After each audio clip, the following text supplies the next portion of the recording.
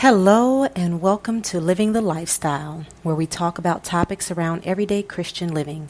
I'm your host, Tiffany Ross, and today I'll be continuing my discussion on marriage. I'm doing something a little bit different this morning. You'll notice that you didn't hear any music playing in the beginning, and I'm not really going to go into any extra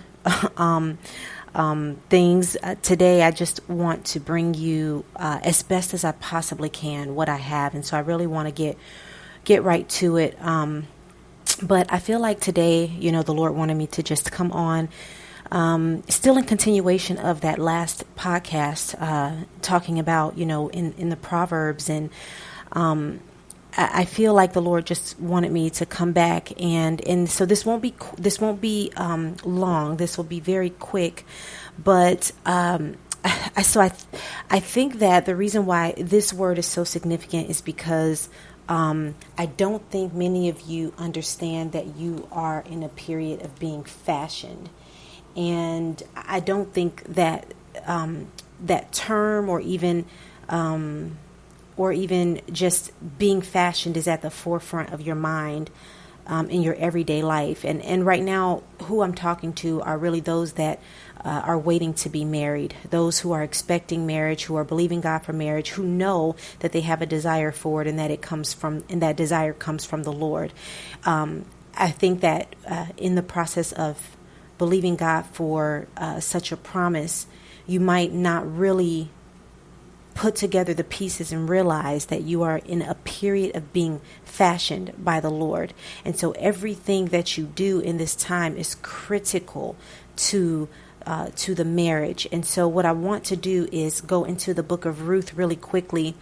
The Lord, at one time, the Lord had me to read the book of Ruth like 5 or 6 times, back to back to back to back.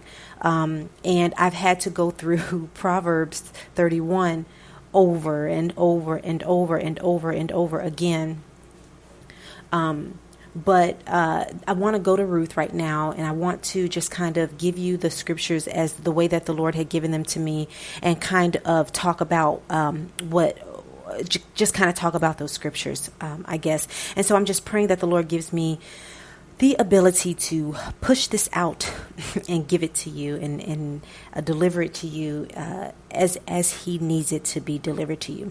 But ultimately, I want to stress that if you are in a period of waiting and you are expecting marriage, understand that now is not the time to give God pushback about the things that he asks you to do.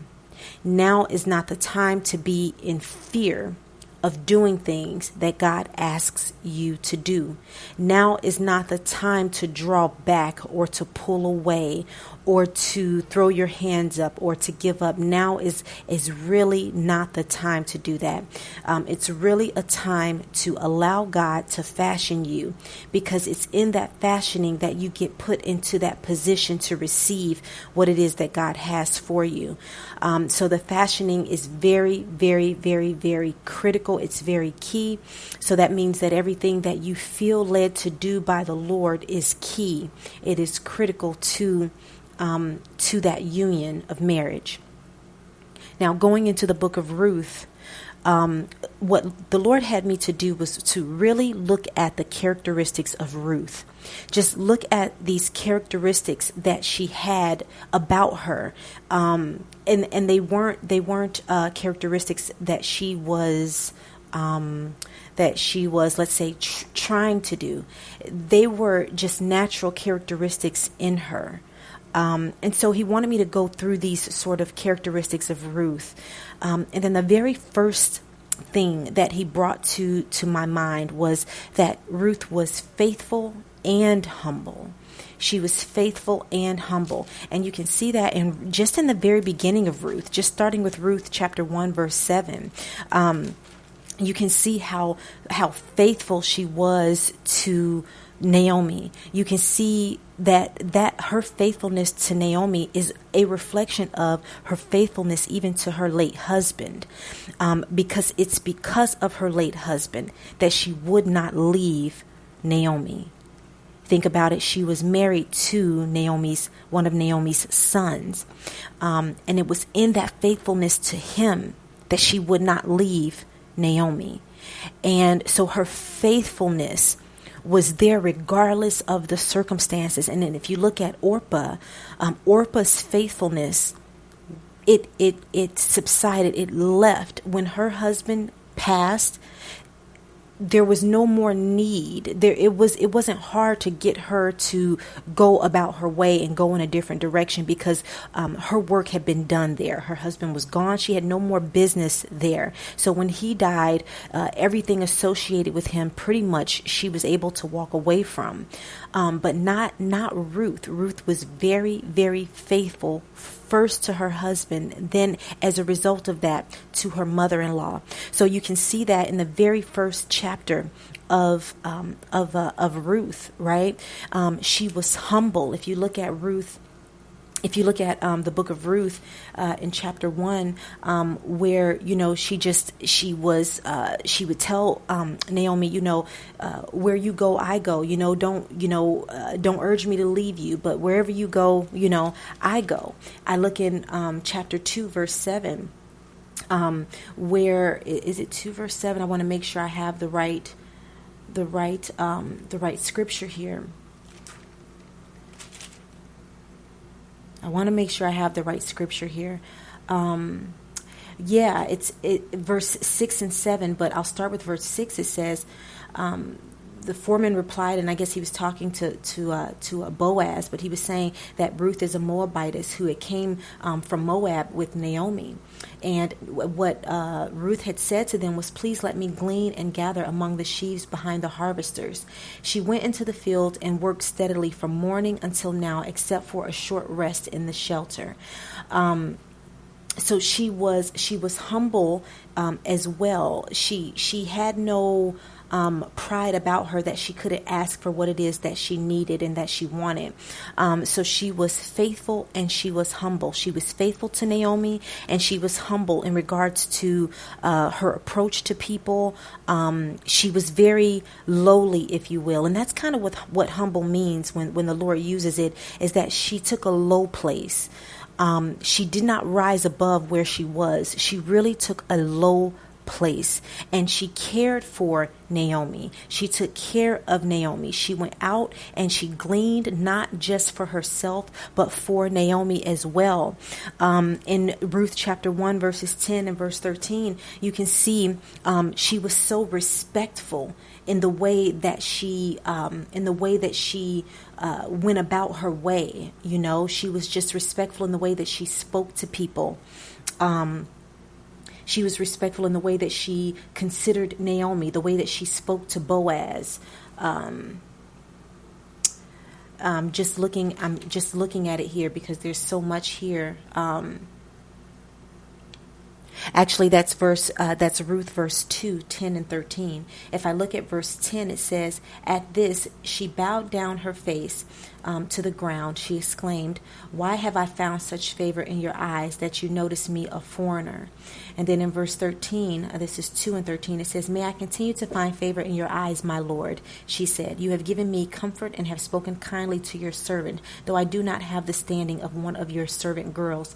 Now she's talking to Boaz, and if you can sense her gentleness, her humbleness, her humility as she's talking to Boaz, the way that she speaks to him in such reverence and respect, calling him her Lord, the way that she bowed to him, the way that she she kind of said, hey, I'm not even worth your servant girls. Thank you. How grateful she is when she says, thank you for even, considering me and giving me the comfort and giving me favor to be able to glean this way in your fields, So she was very respectful. She was very hardworking. That was the other thing that the Lord showed me, was how hardworking she was. She went out into that field and she worked from morning until night.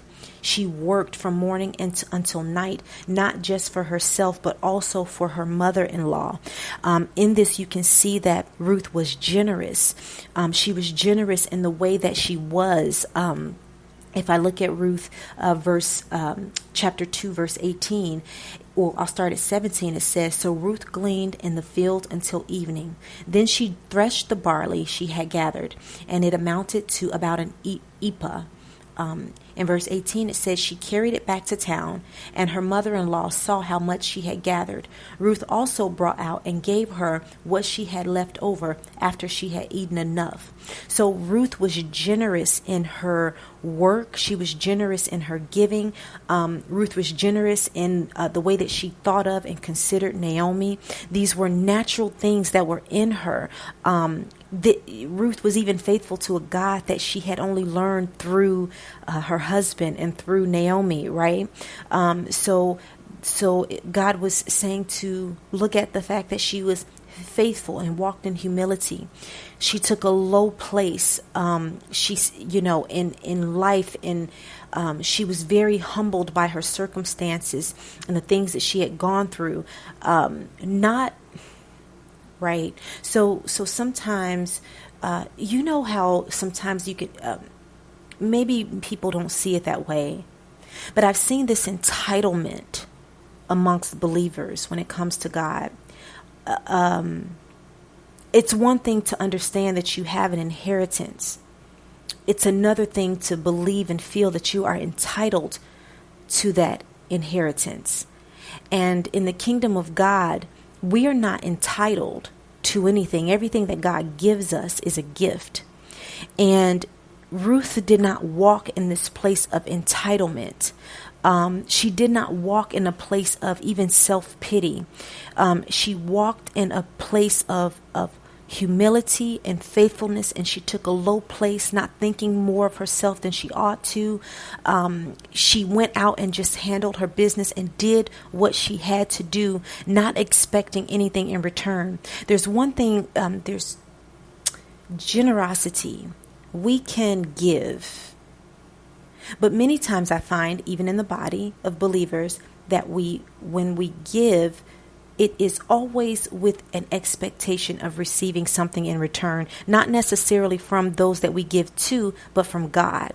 And sometimes in that giving, we think, I'm sowing this so that I can receive something. I want to sow into this so that I can receive a harvest from it. And that principle is true, that you can do that. But there's something about a generosity that has literally no tie of expectation to it. There's something that God deems so noble about a generosity that comes from a person who is not even expecting anything from it. It is just out of the goodness of that person's heart that they are generous, and they don't think twice about it. They don't think twice about it, and they don't think, oh, I know I'm going to get a harvest from that. It is genuinely, you can have this. You can have this. This was mine, now it's yours. And Ruth had that generosity about her in the way that she did things. There was no entitlement to a harvest of what she was giving. There was no entitlement. She wasn't expecting to receive a great reward and a great harvest for the generosity in her faithfulness and in her work. She wasn't expecting anything. She was just doing what is in her. I even think about Isaac and Rebecca. When Rebecca brought out the water to water those camel, she brought it out. She wasn't expecting anything from these men. It was her normal way of being. Let me serve you and bring enough water out for them as well. There was a generosity in that surpassed anything else. There was no expectation tied to it, and so that was what Ruth had. Also, if you look at in Ruth chapter 3, verse 1 through 6, I believe.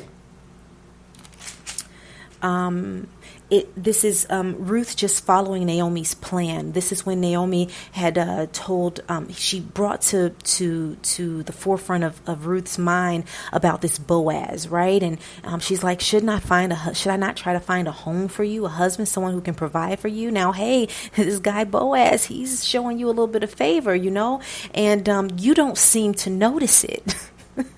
You don't seem to see what I see. So listen to me, young woman. Listen to a wise woman. This is what I want you to do. Right now, Ruth is looking at this favor. She sees this favor, but she's expecting nothing from Boaz. She's expecting none of what she receives from him.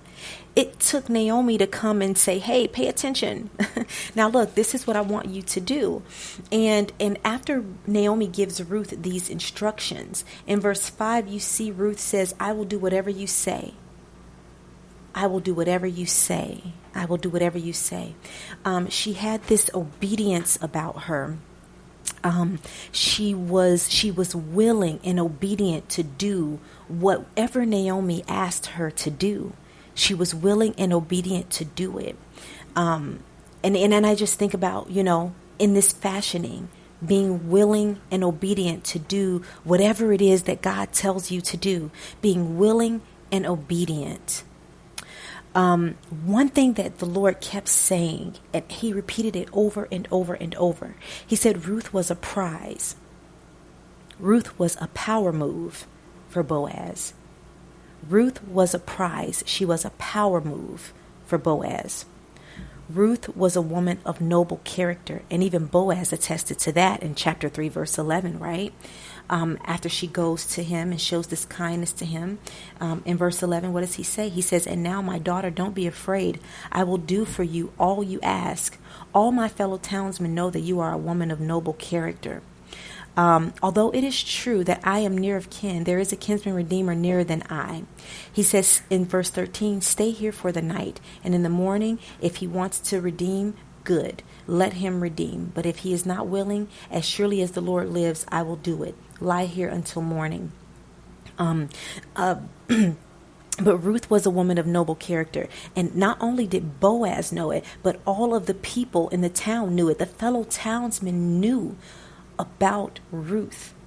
This woman of noble character, her ways, her faithfulness, her humility, her hardworking ways, her respect, the way that she carried herself and the way that she respected others, her generosity, her willing and obedience, all of these things went before Ruth. They went before her. And she had no idea, because she was in such a place that she was just going about these days the way that she needed to, as humble as her days were. She wasn't doing what I'm sure she would have wanted to do. She wasn't living how I'm sure she would have wanted to live. She was in a low place. She was doing things that God had called her to do. She was very willing. She was very obedient. But not once did she realize that there was this reward on the other side of all of this. All of the pain, the heartache of losing so much life, so much death, not having had any children, having gone so long not being able to conceive. Not only that, but being a Moabite woman, having this stigma attached to her that is attached to Moabite women, considering that they came from a family line of incest, right? So here she is. She had married this man and been a part of this family and was not able to conceive. Isn't it interesting?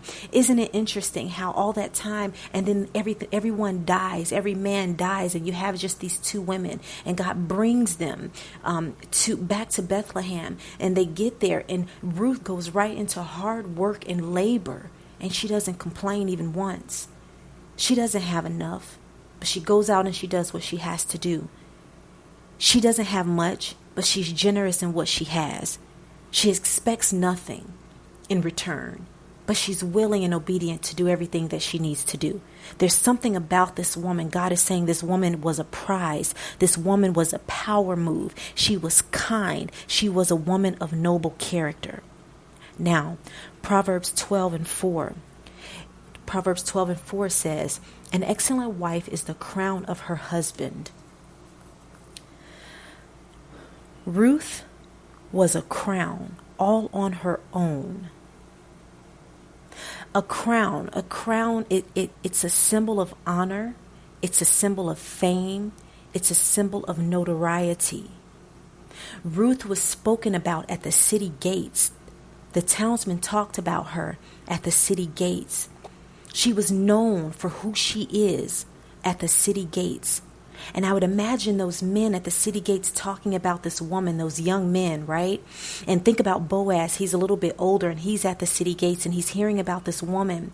And he's finding out that this young woman, these young men have tried to approach her, but she has not taken any of them. She has not run up behind any of them. And I imagine Boaz being just as faithful, just as kind, just as generous, is there thinking amongst himself and amongst these other men, well, if this type of woman won't even accept these young men, it's probably not even in his mind that she would accept him because he's older, right? He's older than her.